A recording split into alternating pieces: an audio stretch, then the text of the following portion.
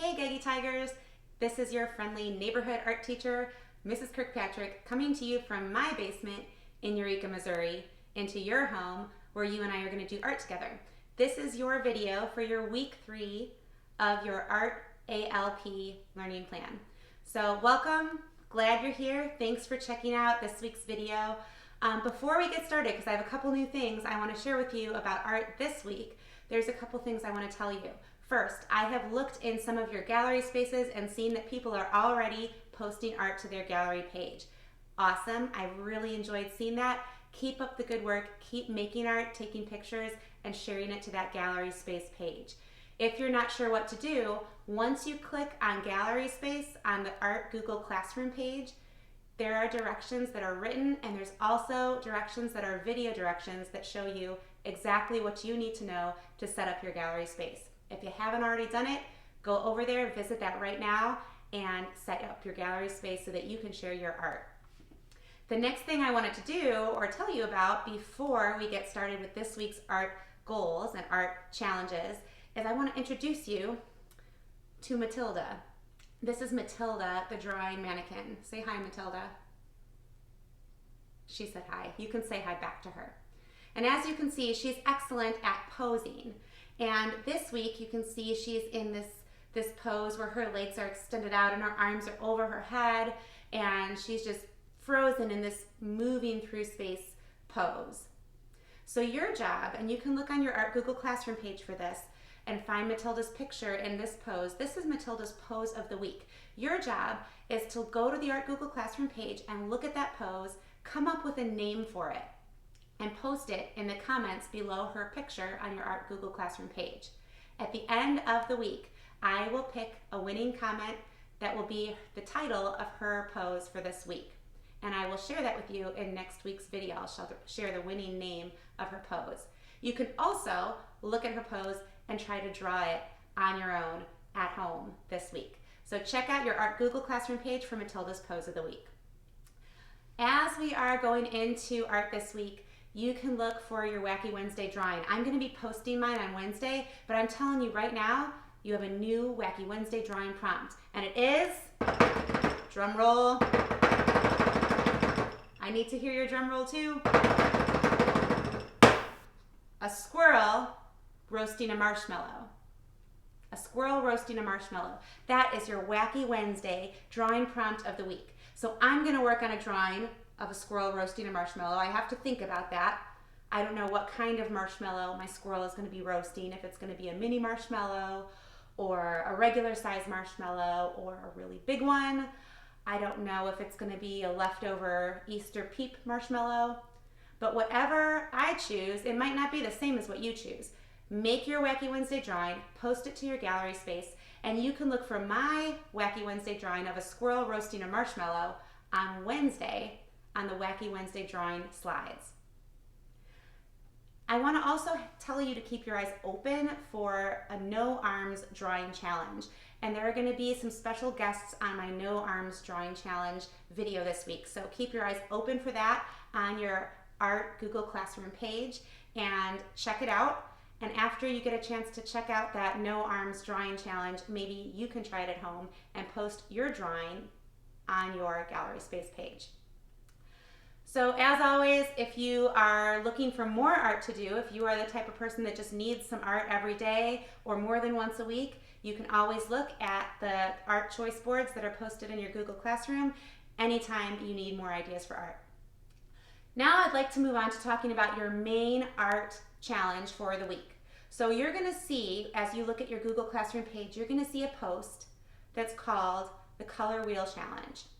And that is going to be a set of Google Slides for you that you can look through, and you are going to learn about Roy G. Biv in those slides, and you also are going to get to see some examples of a found object color wheel, and you're also going to get to see an example and a video of how to draw some colorful gemstones. So I want to go through that really quick so that you guys know what to expect and know what to look for and know what to do for art this week. So Roy G. Biv. Do you know what Roy G. Biv is, or who Roy G. Biv is? Some of you might. Roy G. Biv is just the name we use to remember the order of the colors in the color spectrum or the rainbow. So R would be for red, O would be something that's orange, Y is for yellow,